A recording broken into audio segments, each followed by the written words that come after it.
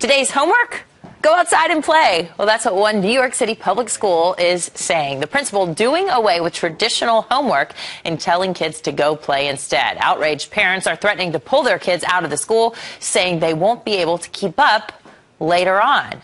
But is all homework, no play? Is that the way to go? Here to debate it is child psychologist Dr. Susan Lipkins and former teacher Whitney Neal. Thanks for being with us. Thanks for having me. Good morning. Well, Dr. Lipkins, you're buying it. You think this is a great plan?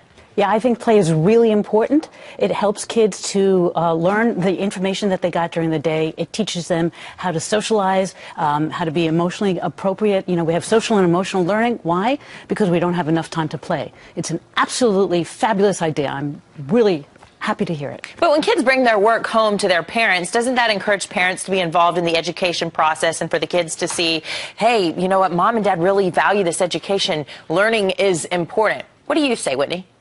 I agree with you 100%. Your kids bringing homework home gives the parent an idea of what's happening in the classroom, how their child is doing, how are they learning, what's their process, what are they struggling with, what are they great at. It connects that parent and teacher together with the child. And when you remove that opportunity, it's detrimental to the parent. Now, play is wonderful. I fully support the fact that we're encouraging more play. But we should also be encouraging parents and teachers to communicate in the education of their child. Well, here's what the principal says. This is his letter to the parents of these concerned children.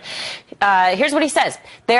She says, rather, there have been a variety of studies conducted on the effects of homework in the elementary grades, and not one of them could provide any evidence that directly links traditional homework practices with current or even future academic success. So, Dr. Lipkins, for the parents who think that their kids aren't going to be able to keep up later on in future grades and in future schools, potentially in college, for example, how are they going to keep up if they've never had to do anything on their own?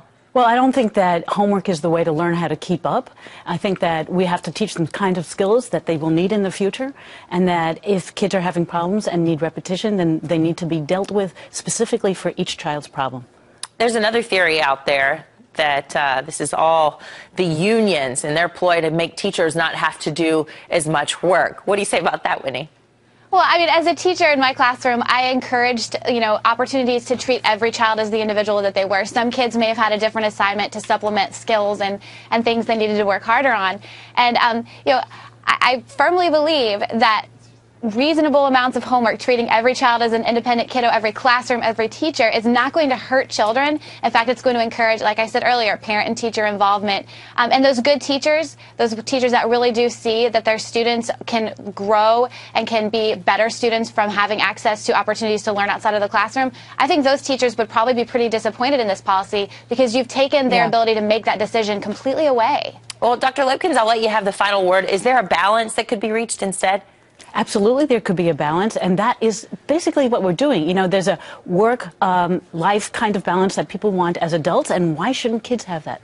And they absolutely need to play. The curriculum has been crushed down to little kids, 3, 4, 5, and this is a great idea. We appreciate your thoughts this morning, ladies. Very nice spirited debate. Thank you. Dr. Susan Lipkins and Whitney Neal. Appreciate it.